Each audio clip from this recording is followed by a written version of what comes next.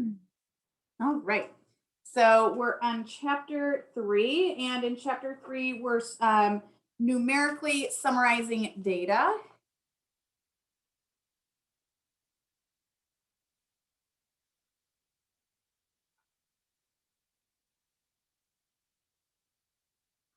So the same thing as last class. But now we're going to move on to something a little new. So last class, what we discussed was we talked about the center of a distribution, which would be the mean or median or possibly the mode. We talked about the spread of a distribution, which we mainly use standard deviation, but we could use like a range. And we calculated those values. We looked at that. And then at the end, we talked about the shape a little bit. So we're going to just continue right on from that. And what we're going to start off with today is called the empirical rule.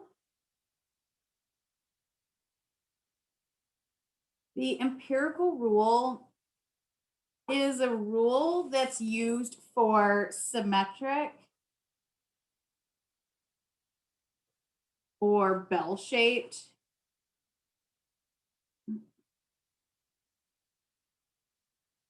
data only. So we will not use this unless we have that symmetric or bell-shaped data. So we won't use it for skewed data, skewed left or right, or even uniform, meaning all like just a square, like a box. We're going to use it for that symmetric. So when we're looking at the empirical rule, we're going to use the standard deviation and the mean to describe the entire data set.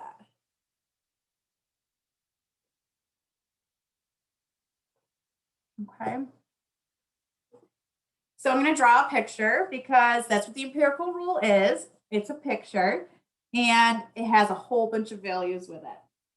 So I'm going to take up the whole bottom section of my page here, and I'm just going to warn you, I never leave myself enough room. Even if I think I am, I don't. When I'm drawing this out, so I'll be squeezing information in. I'm just trying to focus that. Okay, that's a little bit better. So what this empirical rule does is it says, okay, well, if my mean, right, so my average of my data values is right down the middle here, I'm going to call this X bar. And this could be mu, right? It's just X bar represents my sample mean and mu represents my population mean. So my mean is right in the middle of my data set, okay? And what the empirical rule says is that if you were to add one standard deviation to your mean, so X bar plus one standard deviation. Now remember, S represents standard deviation.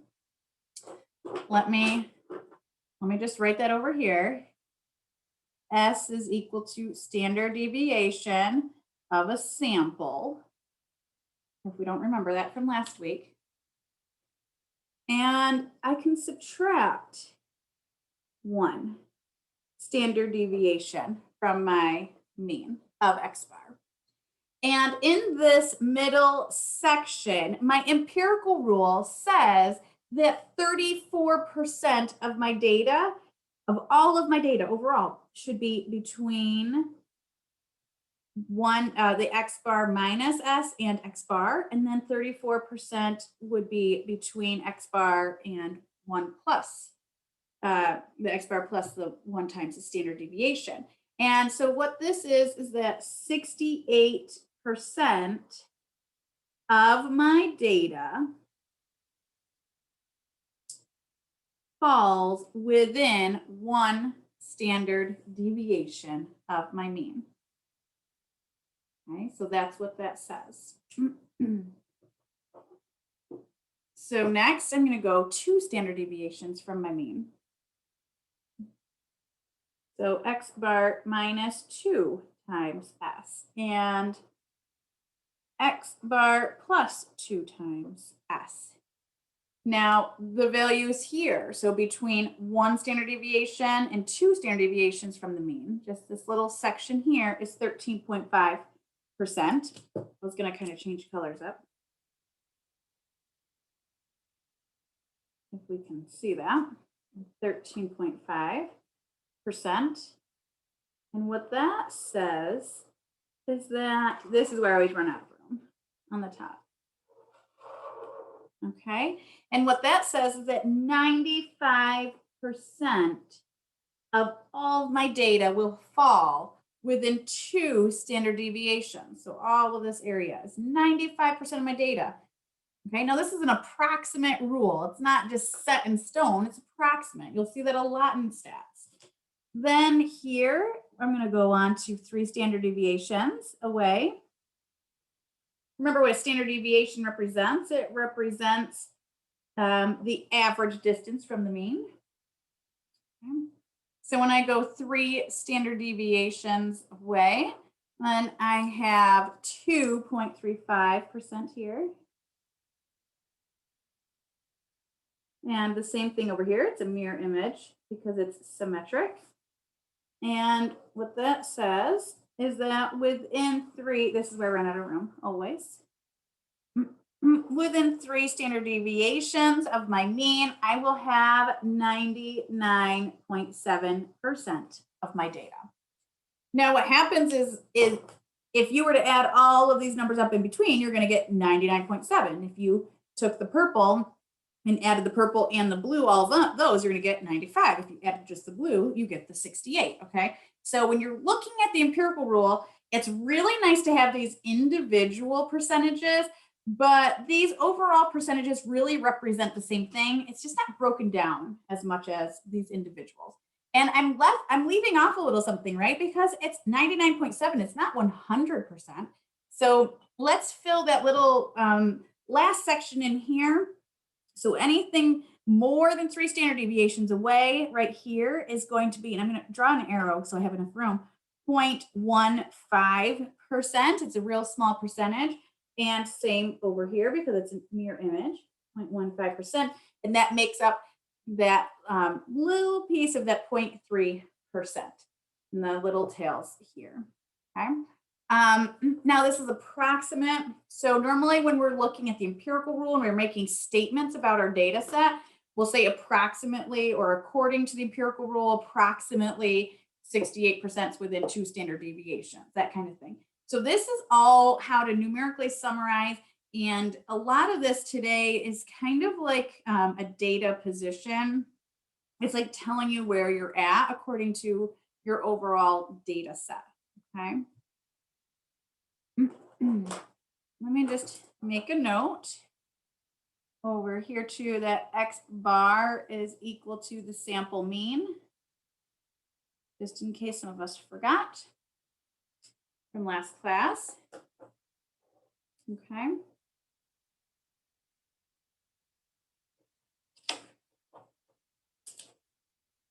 So here, I'm going to make a note. I'm going to squeeze it in along the bottom because it kind of goes with this and I don't really want it on the next page. So let's just make a little note about outliers. Remember outliers? We talked about these a little bit. These are unusual.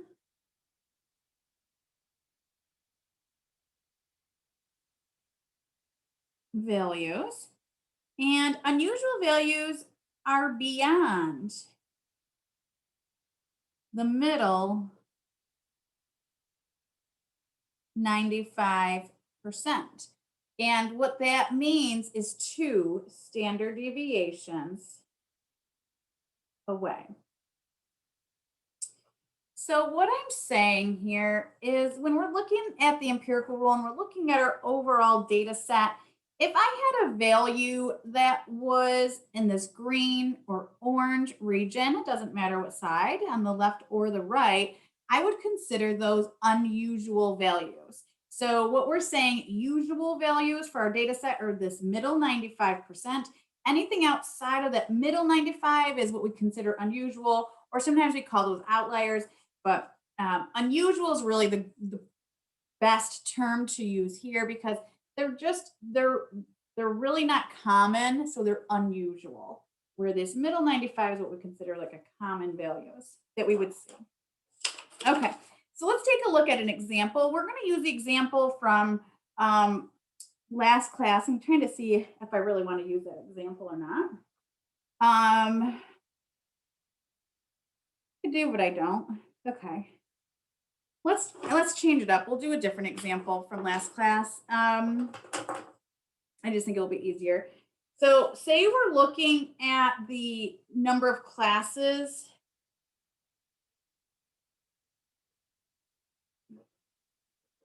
missed. Okay. So I'm just going to make up some data. I didn't pull real data. I'm just making this up right now. Oops, classes, not classed.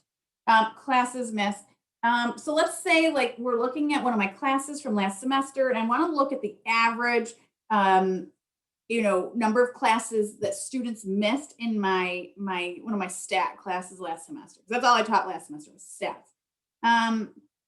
And so we found, I'm just making this up, it's not true, that the average number of classes missed is 5, and I have a standard deviation of 1 class missed.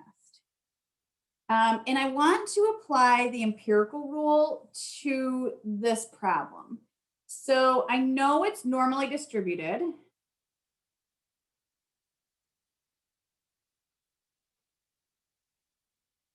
And what that tells me, normally distributed just means that it's symmetric. So when I see something that says normally distributed, that means symmetric. Okay, which also means bell-shaped. So it means this curve right here, okay, is what we're looking at. So let's apply the empirical rule to this data set, the number of classes missed by one of my stat classes last semester. I'm just going to draw this out because it's important to draw a picture so you have that visual, and not only the visual, but you have all of these numbers. And then you can answer questions based on the empirical rule for this. So I'm going to actually just take this empirical rule I just drew. I'm just going to put it over here on this bottom page. So I know my X bar, and I'm just going to label it X bar, and then right below it, I'm going to just put 5 because that's what we said. Yeah, with even means, oh yeah, like if the mean was 4 classes missed, absolutely. Yep, it could be done with an even number if that's what you're meaning. Yep. So here, okay, yep, good. I just need to check something else on here. Okay, so I have my 5 here, right? And then 1 standard deviation, and I'm just going to write it up here so we're all clear. So X bar plus S would be 5 plus 1, so that would be 6. And then 2 standard deviations away to S it would be the 5 plus 2, so I have 7, right? And then we'll do the 3 standard deviations away. I'm just writing this out in this manner so everyone can see where I'm getting my numbers from here. If I was just doing this, I wouldn't write X bar plus S. I wouldn't write that top line. I would just write the numbers. And I'm going to do everything the same on the left side. So X bar minus S, so I have 4. And then X bar minus 2 times S, so I have 3. And then X bar minus 3 times S, so I have 2. Okay, now what I want to do is apply the empirical rule, meaning I want to write my percentages here. My percentages that I have here are going to be the same ones in my actual problem here. So I'm just going to fill them in. So over here on this way left, I have that 0.15%, and then I have 2.35%, 13.5%, 34%, 34%. Now it's going to be all mirror image. So I could just keep filling this in. This is everything we just wrote out on this other paper. And now I'll show it. I just wrote all those percentages in. And of course, sometimes we like to write this in here with the 68%, the 95%, and then again, I run out of room, 99.7%. It's like I don't know I have to write those up there. Okay, so here's my empirical rule. Now I can go ahead and start answering some questions or making some statements based on the empirical rule to describe my data set. Okay, so that's what we're looking at. So let's just make a couple statements instead of maybe asking particular questions. And I will, ask a couple questions too.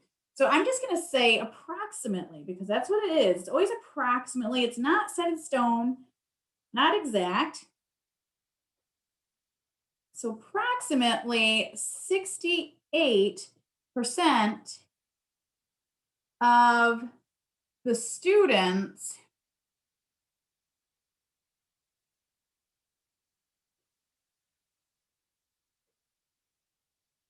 missed between,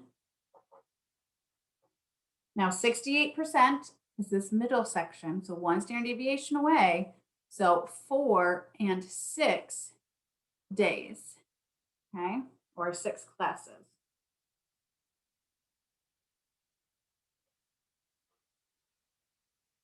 So I'm just using that to make a statement. I could easily just say the same thing. Approximately 95% of the students in my class missed between, and then I go 2 standard deviations away, 3 and 7 classes. Or I could say 3 standard deviations, so 99.7 missed between 2 and 8 classes last semester. Okay, so that kind of thing I can say. I can also make another statement or answer a question based on my percentages added left to right or even right to left. Okay. So this one is based on like the middle 68, right? Middle 95, middle 99.7. So let me just kind of write that. This is like based on the middle, right? And you can kind of do that same statement, or you can do something left to right. Okay. So I can say something like 2.5%, and I'm going to show you where I get that in just a minute, of the students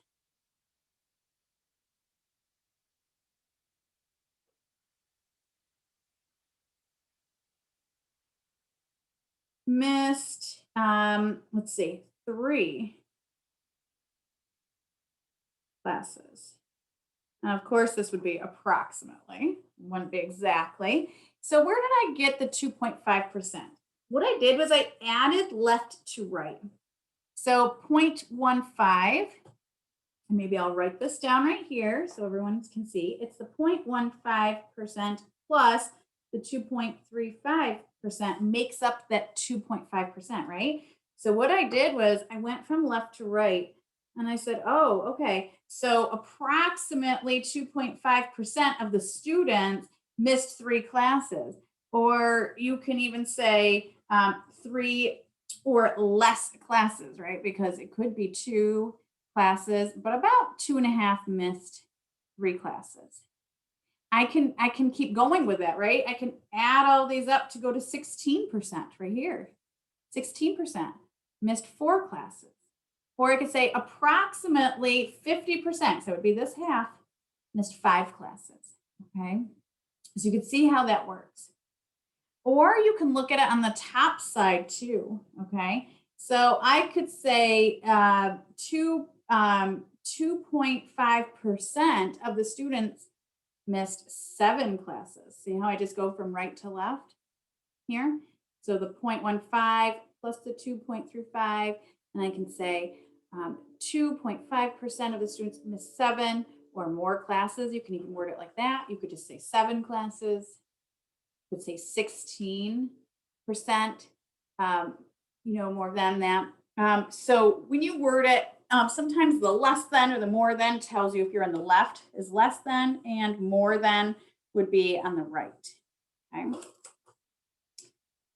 All right. So that's my empirical rule, and we're going to use that quite a bit actually throughout the rest of the semester. So it's a good idea when we practice this, we can make statements based on the middle percentages or maybe adding left to right or right to left, depending. So like I said, depending if it's a less than or a greater than. So I could say on the top side, 2.5%, 7. And you'll see on the daily or the team assignment, I'll give you a problem set and you'll answer some questions. So you'll find some data values based on a statement. Like I might say 2.5% of students missed, and then you would say 3 classes. Okay, that kind of thing. All right. So let's talk about data position a little bit. We'll go back to the empirical rule soon enough. So data position is just telling me where my data value is compared to others. And we're not just talking about just other data values, but the average of all the data values. And the way we describe this, one way is the z-score. And this is something that's also going to pop up often, the z-score. And this measures how far a data value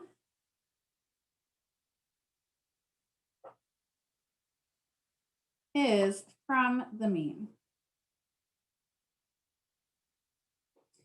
So if I wanted to know how far one data value is from the average, so maybe the z-score is something nice to look at if we're looking at maybe like exam scores, right? So maybe we get like an 89 on our exam and we want to know, well, how is this, like, where is this in comparison to the average of everyone else, you know, in the class, their exam score? So that would be your z-score. And it would just tell you on average how far you are from the mean. Okay. So my z-score calculation, it's actually a fairly simple calculation, and it's x minus x bar divided by s. Now this is for my sample, which is usual for us. We usually use a sample. And I just want to make a note that x is my data value that we're interested in. And x bar, of course, is my sample mean. And s is my sample standard deviation. So those are all the values in that calculation. And the calculation looks the same for the population. It's just the symbols are slightly different. So I'm going to give that to you as well. But like I said, we're usually studying the sample and not a population. So z is equal to x minus mu divided by sigma. So the difference here is you're seeing the Greek letters that represents those population values. So this is for my population. And let's just write what these all are. So again, x is the data value that hasn't changed in this formula. Mu is my population mean. And sigma is the population standard deviation in that calculation. So the z-score is really helpful for us. It gives us a lot of information. So the z-score will tell us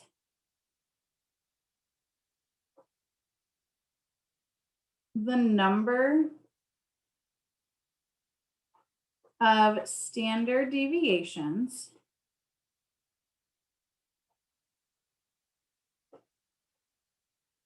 a data value is away from the mean. So it's telling me how many standard deviations I am from the mean.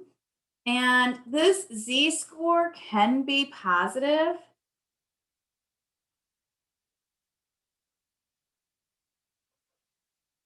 or it can be negative.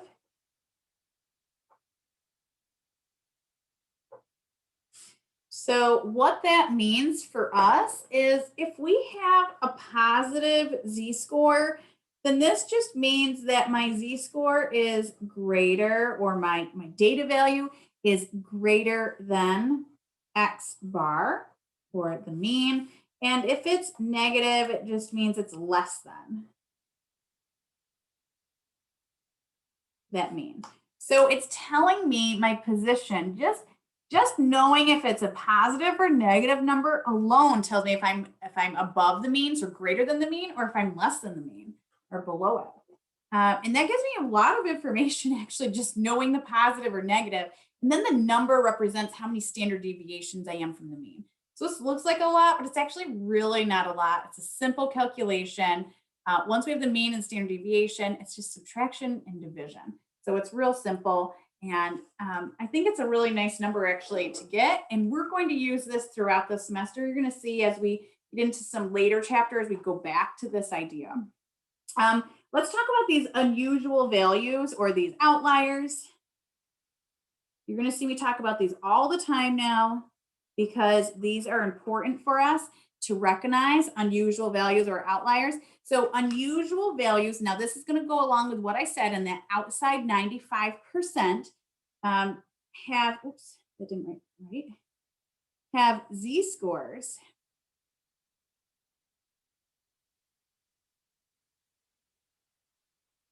greater than +2 or less than -2. So this is my outside 5%. So remember I said, I'm going to pull up the empirical rule real quick. I know you guys might still be writing some of that, but I just want to pull this up. So remember what I said over here, wrong one. Over here for the empirical rule, that if we have the empirical rule that the outliers or unusual values are beyond the middle 95%, right? So that green and orange on either side. So look what I'm at, 2 standard deviations from the mean here, 2 standard deviations away, right? This is just on the negative side and this is on the positive side.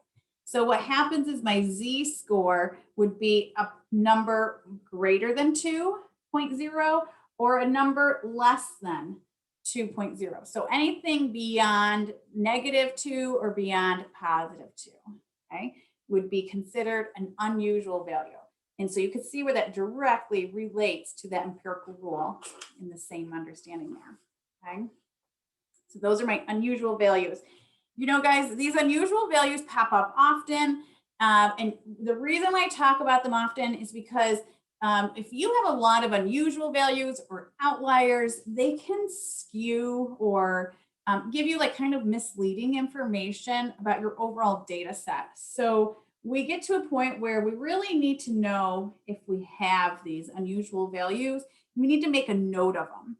And that's why you'll see me talk about them. I'll write some stuff down about those often in classes because we need to know if we have them at some point. And, sometimes I might say, well, do we have unusual values or is this unusual?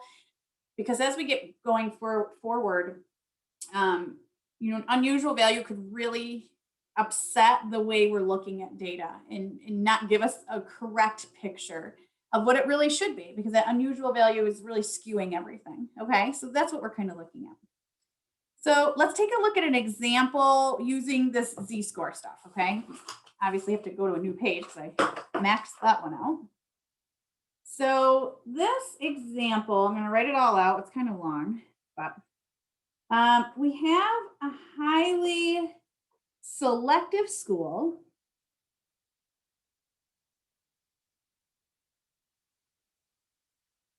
And this school will only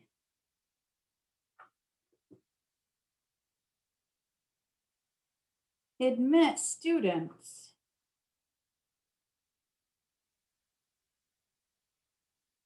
who place at least 1.5 standard deviations above the mean on a standardized test.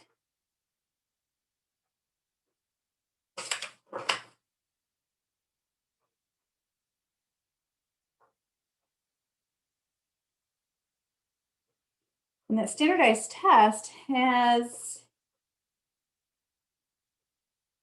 a mean of 200 and a standard deviation of 26. Okay. We want to know what is the minimum score to be accepted.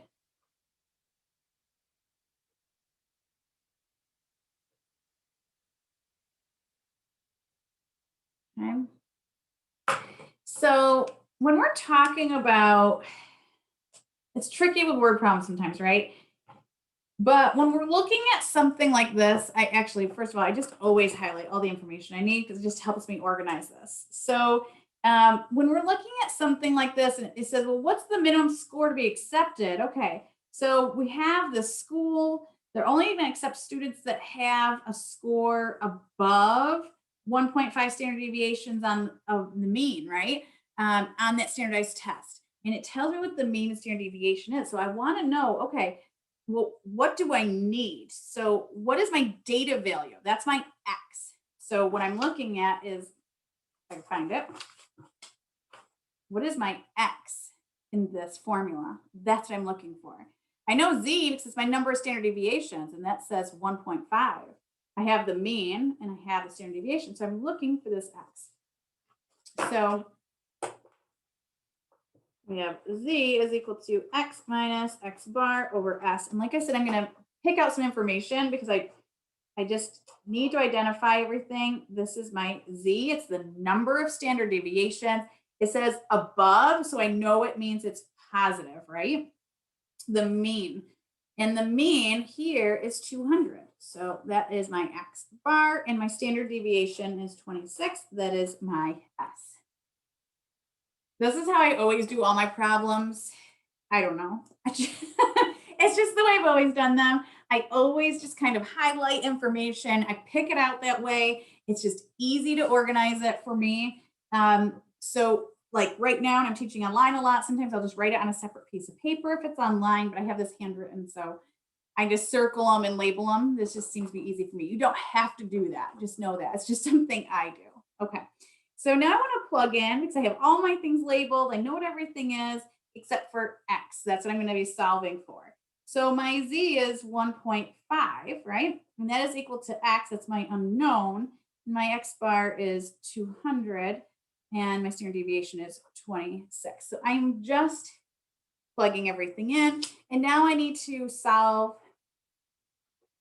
for X. Now, these problems aren't always like this, solving for that data value. Sometimes it just wants to know how many standard deviations it is away from the mean, a specific data value. So sometimes you're just solving for Z, okay? Just keep that in mind. All right, so I'm just gonna use, my general algebra. So I'm gonna multiply both sides by the 26 and I get 39 over here. So I'm just gonna skip a couple steps. So I have 39 is equal to X minus 200. Okay, so I just took 26 times 1.5 to get the 39. And then from here, I'm going to add 200 to both sides. So X is equal to 239. So this is the data value needed. So a student needs to earn a 239 on that standardized test in order to be looked at, in order to be accepted into that school. Okay, so that's what we're looking at there.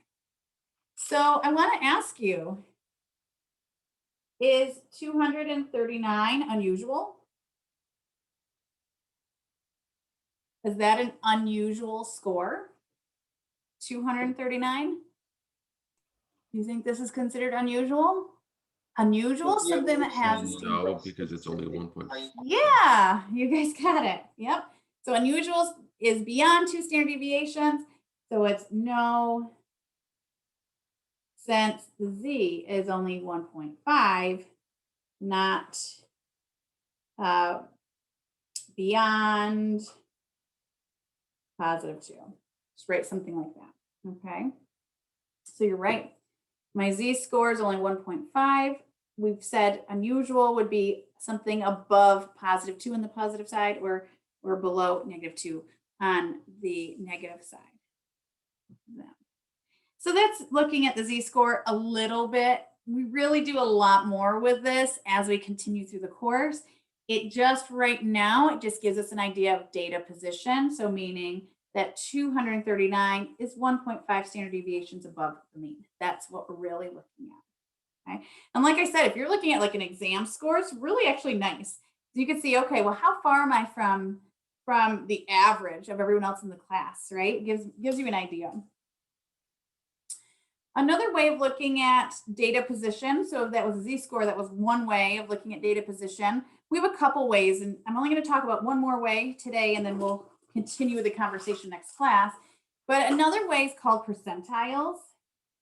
So let me just kind of just write this so we know it's continuation.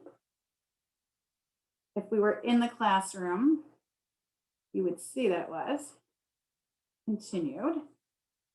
Okay, data position continued.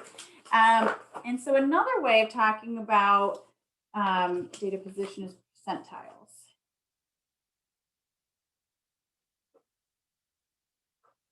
Okay. What percentiles do for us? Percentiles divide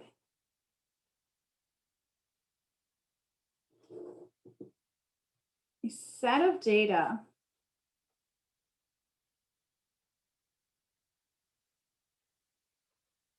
that is in ascending order. It just means from smallest number up to largest number.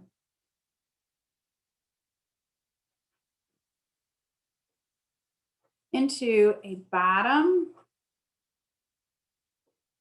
and top section, or I don't want to really say percentile because I'm using the same word. I don't really know if I like section either, but. So my percentiles are going to divide my data set into a bottom section and a top section. So it's going to, I don't want to say in half because in half means 50 and 50, and it's not, okay? It's not 50-50. I mean, it can be, but it's not always, is what I'm trying to say. And what those percentiles do, percentiles give a relative standing of an observation. So relative, not in comparison to the average, like we were just looking at with z-scores, but relative in relation to all the other data values is what we're talking about. So let's just take a quick look at just a little example, no context, just an example, and I'll kind of draw out like a little picture for you. But so if we're looking at what we would call the 40th percentile, then what this means is that 40% of the data values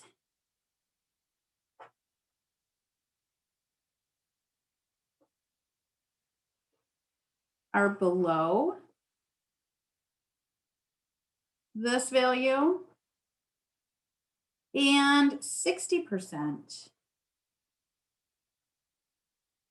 of the data values are above. So let me draw this out. They have our number line. Sorry, it was down too low. I have my number line. Maybe I have my smallest number, my largest number. I don't know what they are. I don't have any context to this. And if we're looking at the 40th percentile, would be somewhere around here, right?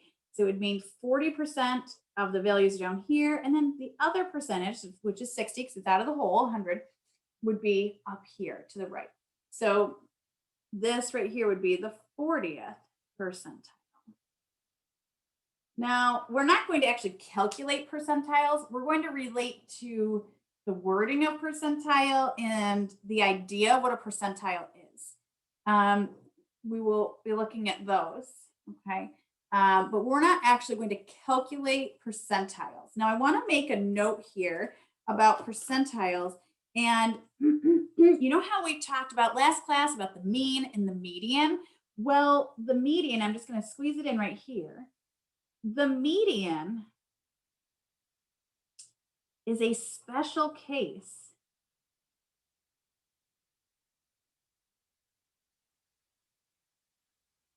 where it is the 50th percentile. And what that means for the median is that the 50th percentile means that it's right in the middle, and it means 50% of the data values are smaller than that value and 50% are greater. So the percentile actually gives you a really good idea, like what I have here, of the relative standing of the observation. So if you're looking at an exam and you're in the 80th percentile, that means 80% of the other students got a score less than your score, and 20% got a score higher than your score, right? And that's what we're looking at. So the idea of percentiles, we're not calculating them. We're going to use the idea of percentiles to relate, especially right here with the median being that special case of the 50th percentile. Now, I just want to put this out there, like just a real life example, and this really happens. So, all right, so I have my little guy, Colin, right? He's 7. Now, you guys don't know me in person because we're not seeing each other in person, but I'm short, like 5'3", okay? And my little guy, Colin, every time you go to the doctors for his like yearly visit, they give me his percentile for his height, okay? And he's always like the 95th percentile for height, which means he's super tall for other kids his age, which I don't get it because I'm short. My husband's short. I mean, not short, but he's not 6 feet. So you can we actually get this in real life. You guys aren't going to get it right yet with that particular example, but maybe someday. Okay. But I like to just give you like an example of where that actually just comes out, where the wording of this stuff and you can relate to it, just plain Jane life, like nothing fancy, and you see it. But I like to share that about Colin because it's pretty funny that he's tall for his age. He's like almost up to my armpit. So he's so tall. All right, I'm going to stop this.